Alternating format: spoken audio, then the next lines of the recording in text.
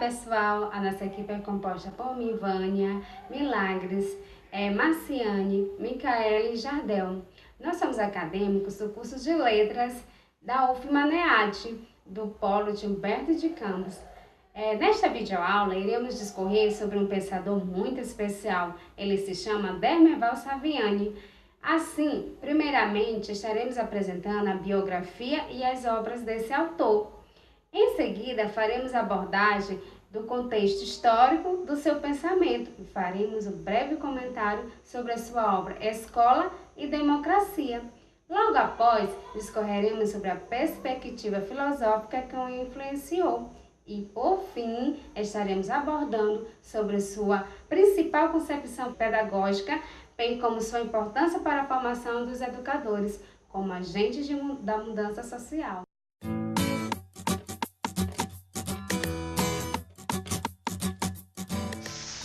Nascido aos 25 de dezembro de 1943 e registrado somente em 3 de fevereiro de 1944, na cidade de Santo Antônio de Posse, no estado de São Paulo. Sendo neto de imigrantes italianos e filho de trabalhadores rurais, Saviani se transferiu juntamente com sua família para a cidade de São Paulo no ano de 1948.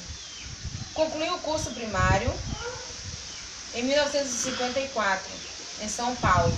O curso ginasial no Seminário Nossa Senhora da Conceição, em Cuiabá. No ano seguinte, Saviani cursou o 5º ano do Seminário Menor, que é o primeiro ano do curso colegial, hoje ensino médio, no Seminário do Coração Eucarístico de Campo Grande. Então, uma próspera cidade do sul de Mato Grosso, hoje capital do Mato Grosso do Sul. Retornando ao seminário de Nossa Senhora da Conceição, em Cuiabá, Saviani concluiu os estudos do seminário menor. Iniciou seus estudos filosóficos em 1962, no seminário maior, em Aparecida, no estado de São Paulo. Já no início do ano de 1963, no âmbito do acordo celebrado entre o seminário maior de Aparecida e a Faculdade Salesiana de Filosofia de Lorena, Saviani foi aprovado no concurso vestibular, prosseguindo em seus estudos filosóficos ainda no seminário, só que agora como aluno do primeiro ano do curso de graduação em Filosofia da Faculdade de Filosofia de Lorena, em São Paulo. Em dezembro de 63, Saviani deixou o seminário e retornou à cidade de São Paulo, onde vivia com sua família, transferindo-se para a Faculdade de Filosofia, Ciências e Letras da PUC, na qual concluiu o curso de graduação, formando-se bacharel licenciado em Filosofia no ano de 1966. Sendo de uma família de operários, Saviani necessitava trabalhar para cursar a faculdade. Nessa condição, ele ingressou no Banco Bandeirantes do Comércio, transferindo-se em 2 de dezembro de 65, mediante aprovação em um concurso, para o Banco do Estado de São Paulo. Em 1967, ele atuou como professor do curso de Pedagogia da PUC e lecionou Filosofia e História da Arte no Colégio Estadual e História e Filosofia da Educação na Escola Normal do Colégio Sion. Em 68, Saviani demitiu-se do Banespa para se dedicar inteiramente ao magistério, tendo concluído o doutorado na área de Ciências Humanas, Filosofia da Educação, na Faculdade de Filosofia, Ciências e Letras de São Bento, da PUC de São Paulo, e ajudou a criar o programa de mestrado em Filosofia da Educação nessa instituição. Em 75, Saviani foi lecionar na recém-criada Universidade Federal de São Carlos, onde ajudou a implantar o mestrado em Educação, isso já em 1976, em convênio com a Fundação Carlos Chagas. Em 78, Saviani retornou como professor da PUC e ajudou a consolidar o doutorado em Educação nesta instituição. Já em 79, ele participou da fundação da ANDE, Associação Nacional de Educação, tendo sido também sócio fundador da ANPED, Associação Nacional de Pós-Graduação e Pesquisa em Educação, criada em 77, e participou também do SEDES, Centro de Estudos, Educação e Sociedade, articulado em 78 e oficializado em março de 79. Em 86, Saviani concluiu a livre docência na área de educação, na Faculdade da Educação da Unicamp. Também em 86, ele criou o Grupo de Estudos e Pesquisas, História, Sociedade e Educação no Brasil, que se consolidou com o Grupo Nacional, com grupos de trabalho na maioria dos estados brasileiros. Em 88, participou da elaboração de um projeto da Lei de Diretrizes e Bases da Educação Nacional. Entre 89 e 92, coordenou o programa de pós-graduação em educação da Unicamp. Considerado filósofo da educação e ou pedagogo lato sensu, Saviani é fundador de uma pedagogia dialética que denominou pedagogia histórico-crítica.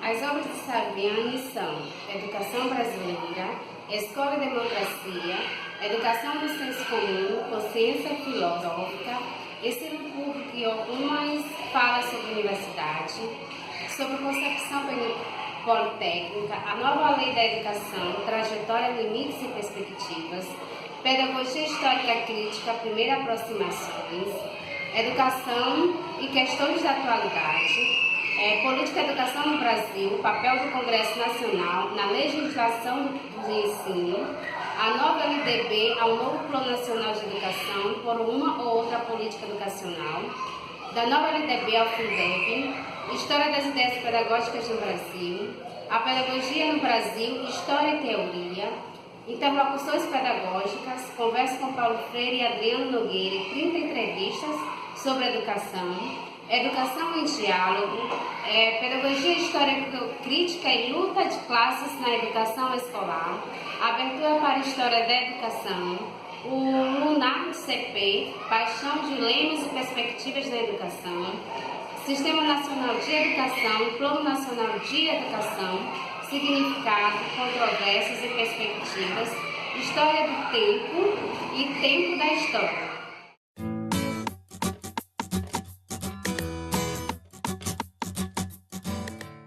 Saviani fez seus estudos superiores e iniciou sua carreira docente numa época de crise e profundas mudanças na sociedade brasileira, por ele vividas de forma intensa, devido à renúncia de Jânio Quadros em agosto de 1961, a posse do vice-presidente João Goulart como presidente da República.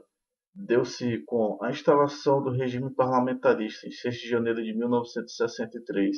Mediante plebiscito, restaurou-se o presidencialismo e Jango recuperou os poderes presidenciais, mas foi derrubado no dia 1º de abril de 1964 por um golpe que instaurou uma ditadura civil-militar que durou 21 anos. Foi dentro desse contexto que Saviani se consolidou como filósofo e educador.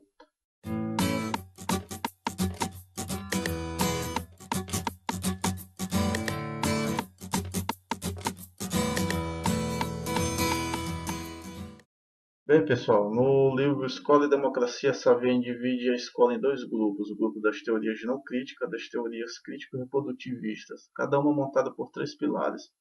Então eu vou começar falando do grupo das teorias não críticas, mas antes de falar dos pilares desse grupo, eu tenho que adentrar na questão da marginalização social. Um dos princípios norteadores da escola é a equalização da desigualdade social, segundo alguns filósofos, né? É através da escola que os indivíduos menos abastados irão alcançar a ascensão social, ou seja, a escola é o meio onde o pobre irá adquirir melhores condições de vida. É neste grupo que entram as teorias não críticas, que é formada pela pedagogia tradicional, a pedagogia nova e a pedagogia tecnicista.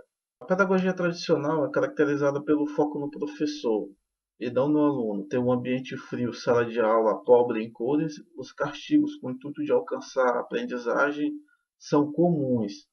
Eu creio que muitos de nós tenha vivido essa realidade, né, da pedagogia tradicional. Era aquele momento em que o aluno ficava de castigo no canto da sala de aula e era ameaçado com outros tipos de admoestações. Quanto à pedagogia nova, ou escola novismo, ela é caracterizada pelo foco no aluno e não mais no professor, como propunha a pedagogia tradicional.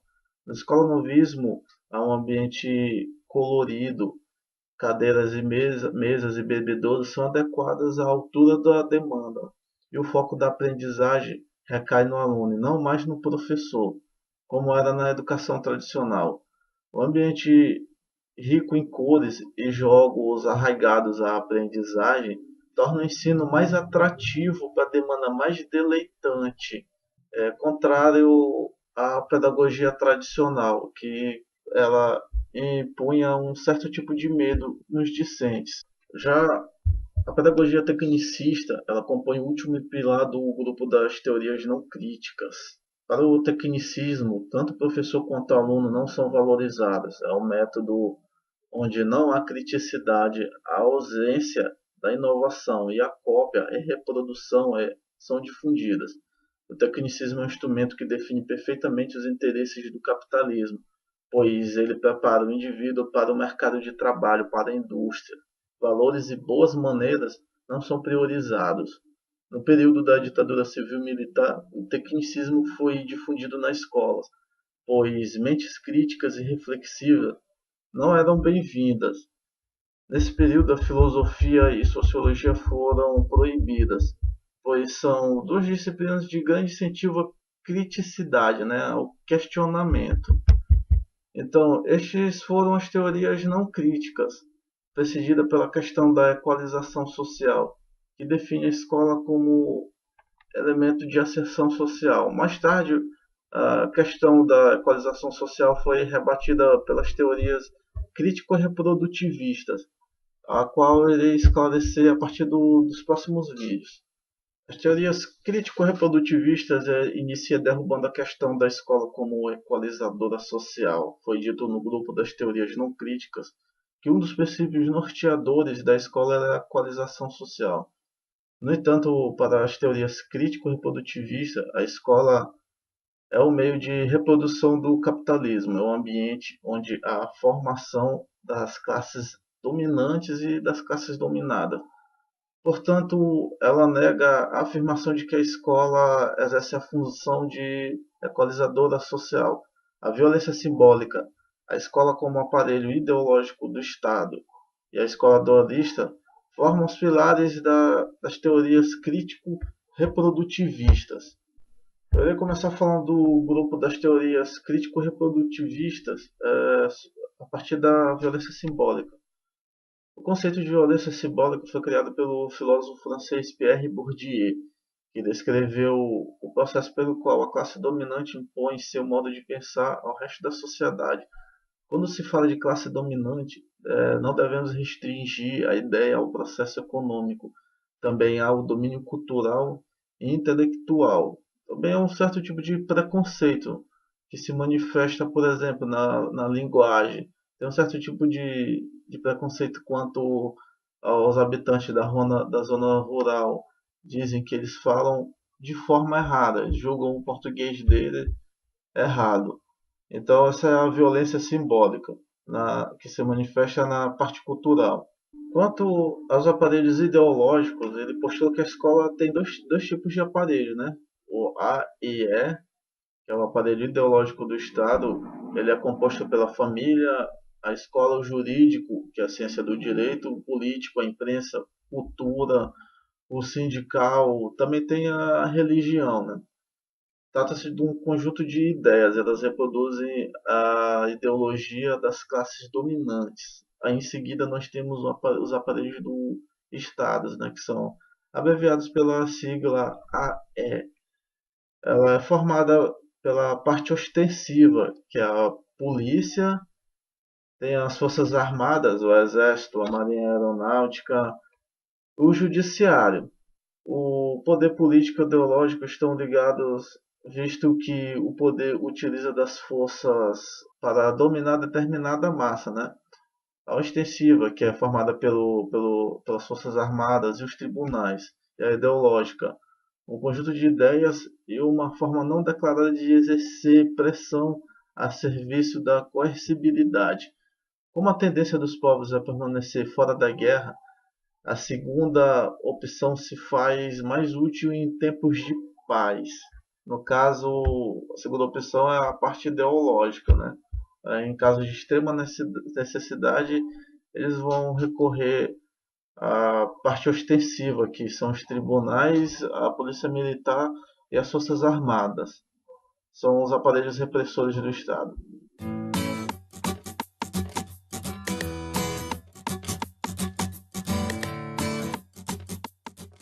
Através dos estudos relacionados às tendências pedagógicas e na busca de soluções para os problemas da educação brasileira, Saviani elaborou a pedagogia histórico-crítica, que favorece as camadas populares voltadas para uma educação de conscientização e de prática social, principalmente para a classe trabalhadora, com o intuito de desencadear a luta contra a classe dominante, ou seja, contra a burguesia. Esta corrente pedagógica ela afirmou-se fundamentalmente em 1979, a fim de deter o caráter crítico-social que as teorias reprodutivistas possuem.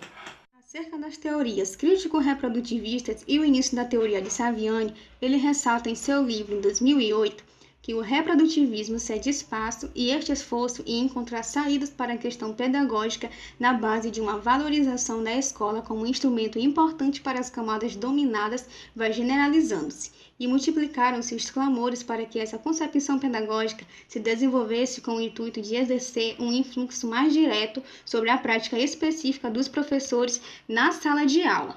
Para ele, a pedagogia histórico-crítica pode ser o ponto de partida e de chegada para uma prática social igualitária, pois, superando o autoritarismo da pedagogia tradicional e o caráter de frouxidão com os conteúdos e disciplinas desenfreada pela pedagogia nova, pode-se optar por uma teoria que trabalhe dialeticamente a prática pela teoria e a teoria pela prática, valorizando o ensino sistematizado e o conteúdo historicamente acumulado.